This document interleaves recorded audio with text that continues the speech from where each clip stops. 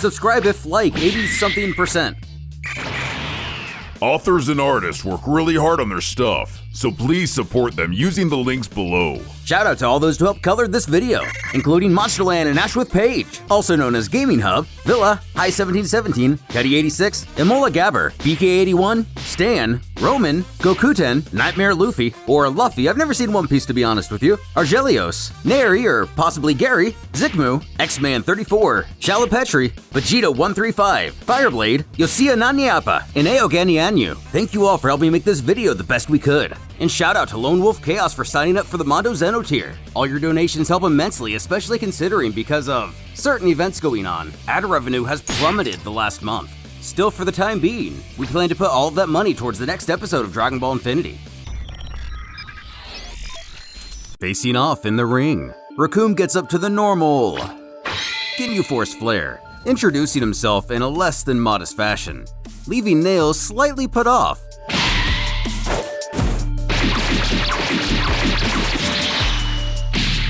As the Namekian gets put to the ground, the Brute looks down at him, asking if he wants some more. Not taking any time to get back to his feet, the Elite Warrior's shocked, as he's not accustomed to his foes recovering from his attacks.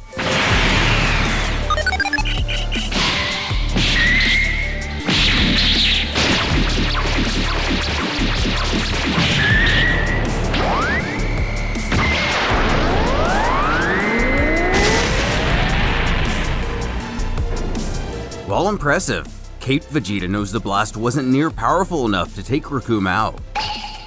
Smoking and all, the Ginyu Force tank didn't even get knocked off his feet, though he does compliment Nail on the veracity of the attack.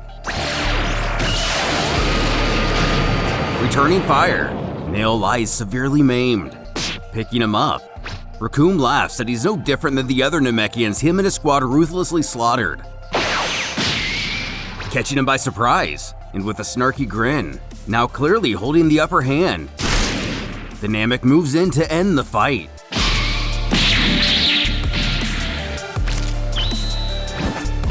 Brutally stomping his enemy, Nail wins after a 30 count. While such extreme violence isn't normally in his nature, he's out of energy and knows he can't take any chances. With our universe, Vegeta exclaims his saltiness to this Nail fellow for not helping him back on Namek, to Piccolo's awkward silence. Echoing through the stadium are the names of the next competitors, Trunks from Universe 12 and Cooler from 8. Taking their places in the fighting area, the time traveler notes the irony of the situation. Informing Cooler, he's the only member of the Frost Demon family he hasn't yet killed.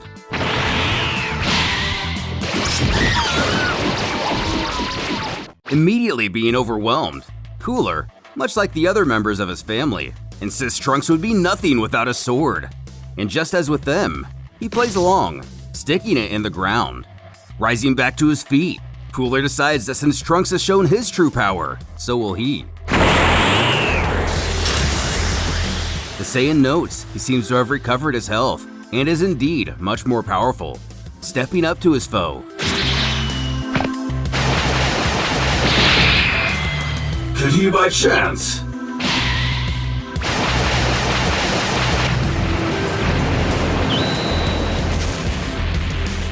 Luckily, the audience is protected by a barrier, but with his back turned. Laughing that Cooler is just like Cold and Frieza, he questions if he's out of dirty tricks. Sheathing his weapon, Trunks scoffs that he's not even worth killing, and is declared the winner. It's then announced, as the ring is restored, the next bout will consist of King Vegeta of Universe 10 and our Vegeta of the 18th. Noticing the prince in deep thought, Gohan questions if he doesn't want to fight against his own father, not realizing that evil Spock over there is actually Vegeta himself, which Trunks clues him in on. However, he could care less about who he fights. It's all filler until he gets to come face to face with Kakarot anyway. Hearing the lack of king before his opponent's name, the Primal Vegeta demands to know what happened to his title, who quips at home he has no one to reign over. Dashing, Bizarro Vegeta now realizes that brat who insulted him earlier must be this man's son.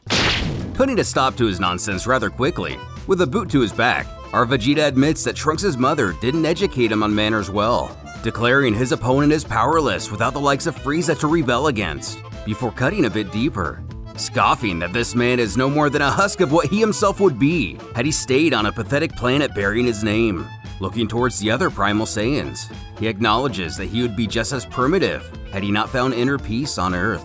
Furthermore, he thanks his alternate self for only confirming that he would look ridiculous to grow a beard like his father, perhaps just a moustache instead.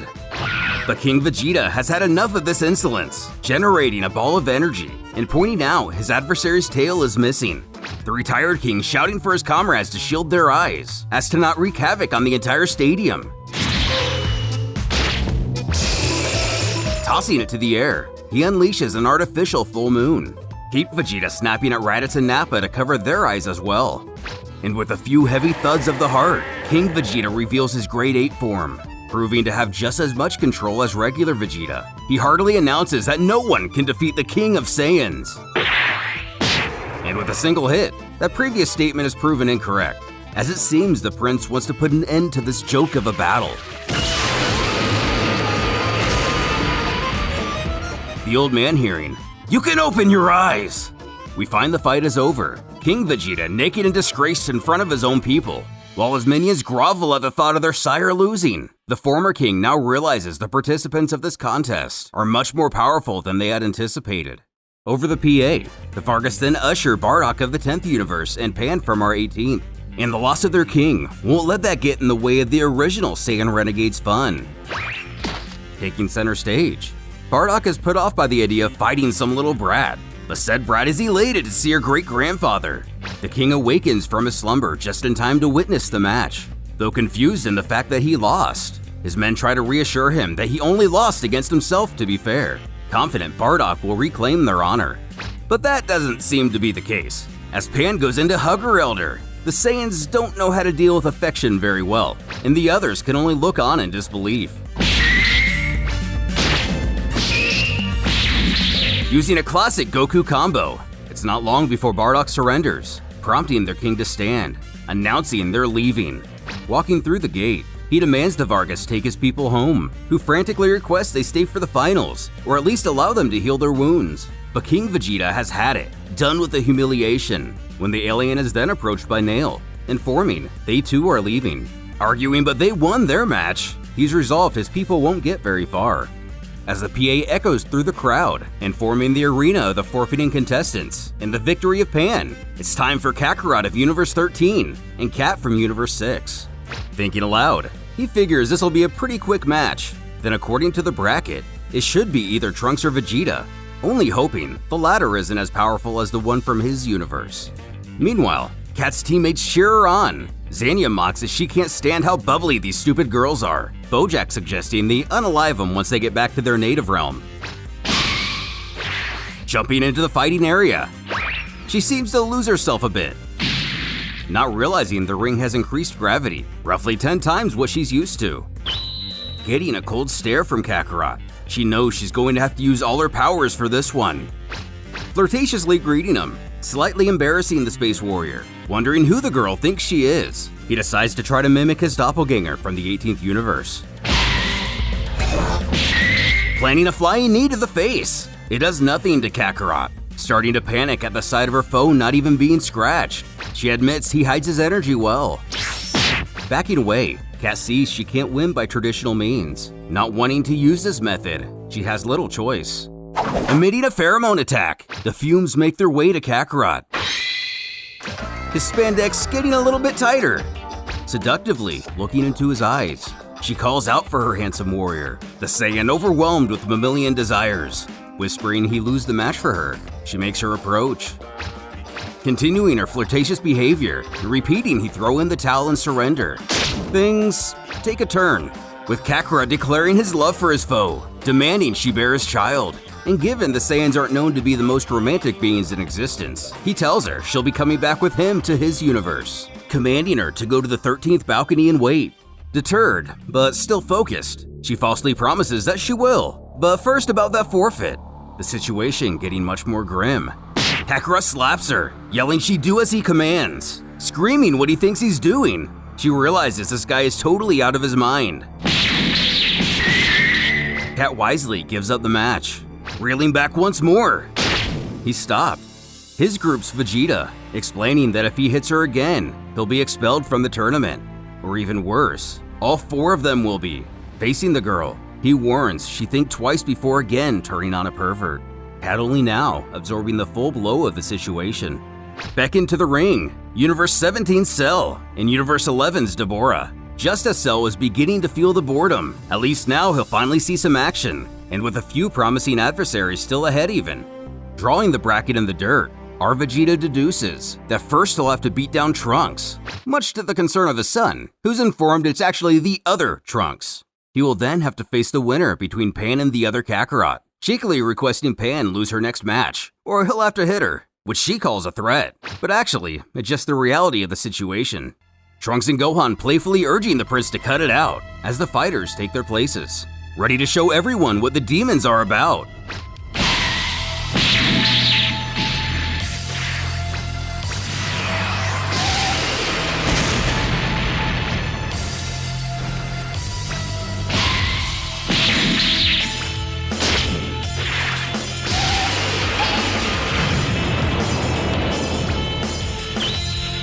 Laughing at the gullibility of the Demon Lord, Dabura can't believe Cell's reflexes could be this incredible. Returning the compliment, Cell admits his foe is also probably the strongest fighter he's ever faced, but he pompously responds, of course he is. In the audience, Goku wonders why Cell didn't bother getting any stronger. Even Gohan can sense he's at the exact same power as he was at the beginning of the Cell games. But Vegito thinks it's impossible he didn't manage to improve himself after nearly 30 years. Commenting on his Demon King counterpart, Piccolo believes Dabura's power is the same as well, but he never seemed like the training type anyway.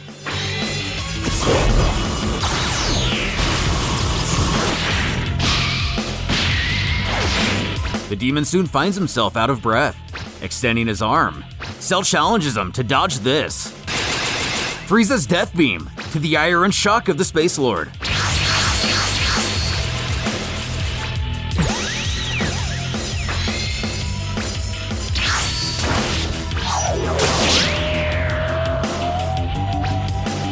Though seemingly a fatal blow to the Demon King, Cell nonchalantly pulls the sword from his torso, calmly asking if he's only capable of attacking from behind.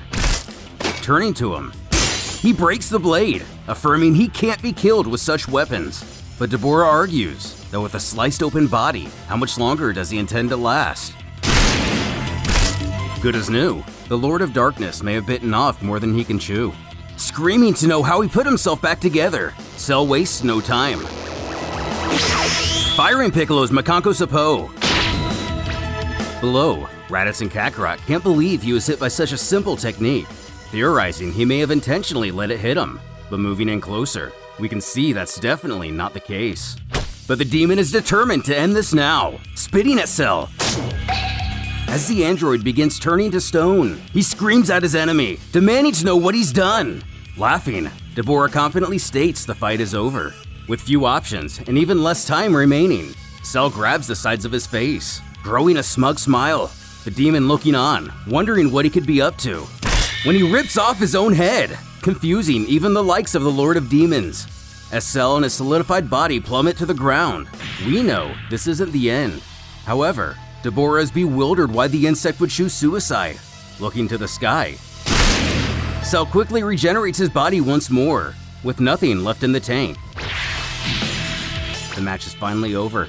Gohan actually surprised to see the demon lose to Cell, but Piccolo notes it's his regeneration that was the deciding factor, and Cell is actually quite weaker than he was during the final standoff with Gohan. But using his Namekian hearing, the villain eavesdrops on this, satisfied he was able to hold his power to exactly what it was during the Cell games, as he wonders how they possibly defeated him in their world, believing he's surely superior to Son Gohan. Regardless, he's soon declared the winner by a 30 count. Immediately after, Pan from Universe 16, aka Vegeto's universe, not ours, against Bojack of the 6th. Excited to get in the ring, her father stops her, telling his child he knows this fighter, and he's an incredibly cold-hearted and ruthless warrior, having no doubt he's stronger than Pan. But shouting she refuses to give up, that's not what he's asking, merely pressing she be extremely careful. Taking her place, Bojack scoffs, this battle will end very quickly. Realizing she truly is going to have to give it her all, Our Pan appears baffled that her counterpart is able to transform.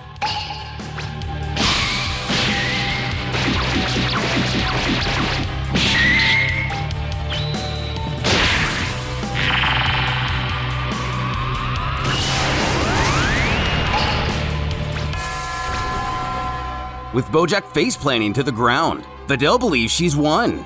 But Gohan knows this fight has just started. Grasping at the dirt, the sinister brute rises to his feet, furious. His lackeys commenting on how this little one, referring to Pan, is going to get a glimpse of their leader's fury.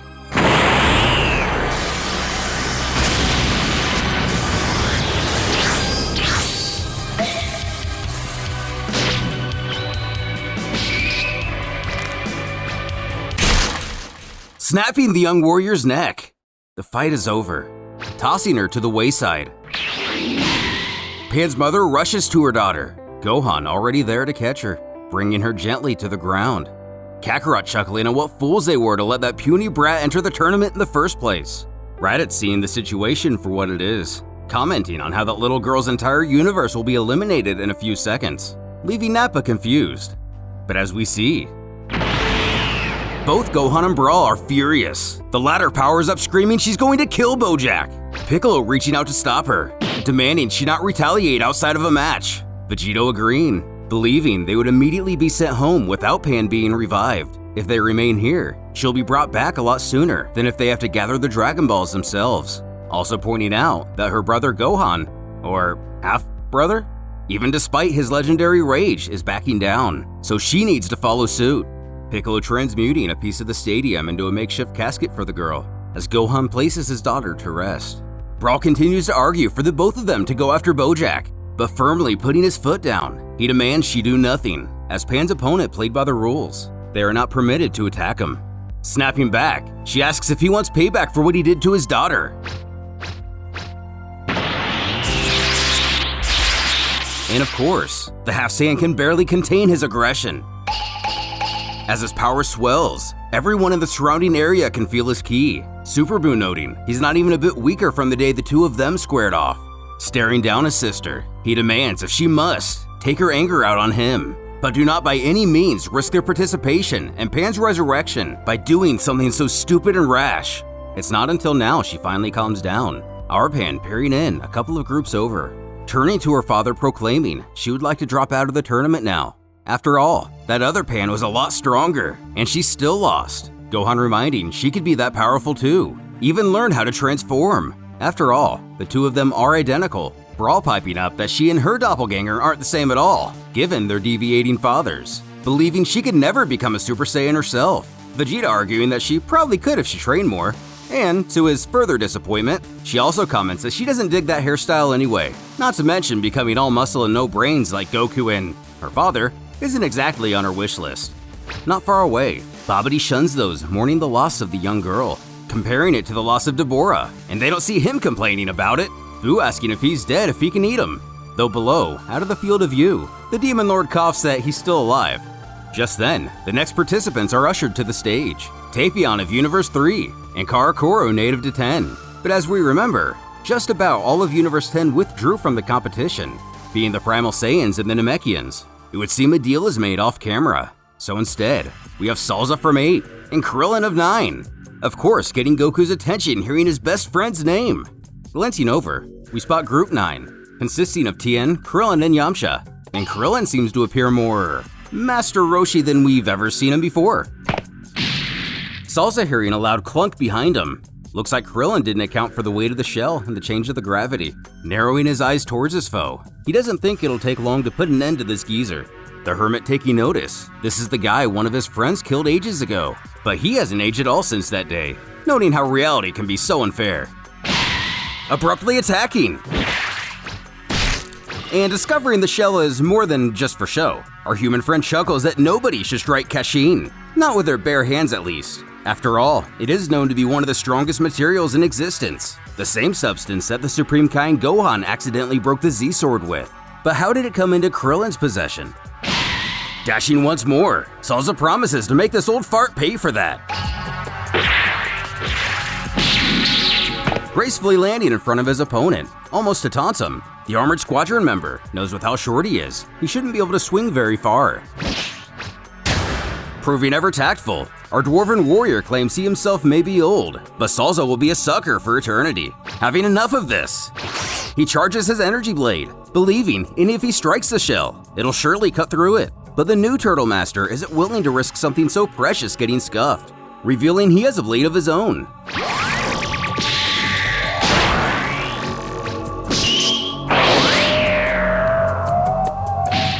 As the space soldier falls to the ground in pieces, Krillin thinks this is a fitting end for such a monster.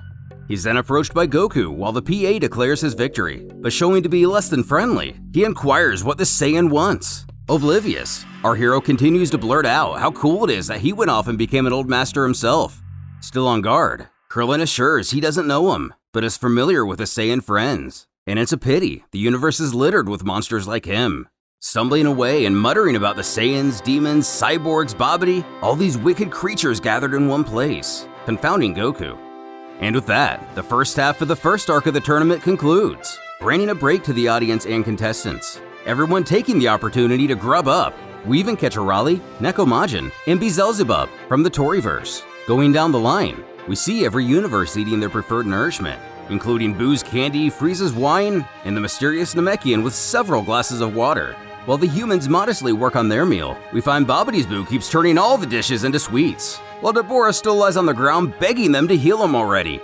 Future Trunks wants to join his friends from the past, but can't decide which to choose, the 16th or the 18th. And the Saiyans do their Saiyan thing. Android 17 abruptly stating, "Good food, that's what's missing from our universe." 18 reminding it was him who killed the last chef. The unborn fighter's mother claims her warrior will be born any minute. The Vargas assuring they're still waiting, before asking exactly what they eat. As the intermission persists, it would seem Cell and his spawn grow impatient. Tidar's group, the fighter Oop defeated, all bow their heads in a moment of silence for their fallen comrade. Broly just chills, and even the crowd gets refreshments. Piccolo asks Vegito who he thinks will be the last man standing, which of course Vegito believes that to be himself, further questioning if nobody here intimidates him, not even Super Boo. And while Vegito knows he'll be a challenge, against himself though, when Brawl chimes in wondering if Broly will be an issue, as he was making a fuss about him earlier. With a mouthful, the fused fighter admits that Broly's power must have been growing constantly for years now, and he's probably the one with the biggest power here. But there's little doubt he'll end up attacking the audience or the other participants to get himself disqualified. Goten inquiring if that means he can't beat him, but Vegito assures that's not the case at all. Of course he can, unless that is he's his first opponent. When the PA blares, the tournament will resume in 10 minutes. The fight being Vegito of Universe 16 versus the unknown participants of 20, being Broly of course. In the booth, a Vargas alerts the previous announcer they've learned that fighter's name. The Namekian adding he was told he was a dangerous maniac and should never be awakened. But the hosting aliens aren't having it, asking where his fighting spirit is. Besides, with a simple press of a button, they can banish him back to the void of space where he came from. Though it may seem foolproof, the Namek has extreme reservations.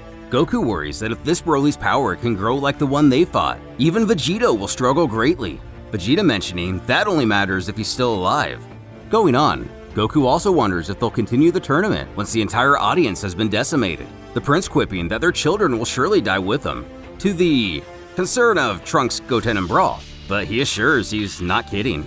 Our hero then urges the less powerful of the group to enter the spectator stands. At least there, they'll be protected by a barrier. With a little luck, it may hold out. Pan frustrated that if there's a layer of ki blocking the fight, she won't be able to follow the participants' energy signatures. Her father bringing up that she may not be able to see much, but at least she'll be safe, with Goku, Vegeta, and Gohan staying to watch. Away, Raditz is stoked to finally see those two mystery fighters go at it, Nappa arguing that the guy in the ice will never wake up. Kakarot and Keep Vegeta laughing at how foolish this Vegito character looks, between his carefree attitude and stupid hair. The moment of truth arrives, the Vargas requesting the Namekian uses healing abilities to melt the ice. As it begins to crack, it's determined the warrior is indeed alive.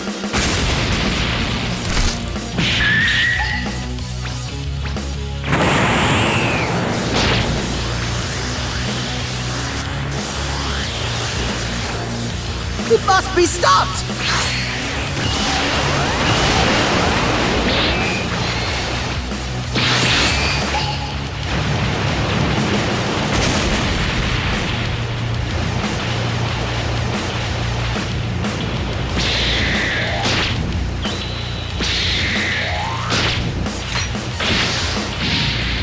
as chaos reigns on our fighters. Back in the control booth, the Vargas and Namekian resolve to return this brutal psychopath to his own reality. Pressing down on the button, nothing happens, as they realize there must be some sort of malfunction in their technology. But this is no mechanical error. Superboo took it upon himself to keep Broly in this realm, believing it would be a shame such a fight couldn't take place because a little birdie got cold feet. During his rampage, Broly spots Goku as he rushes our hero screaming his name.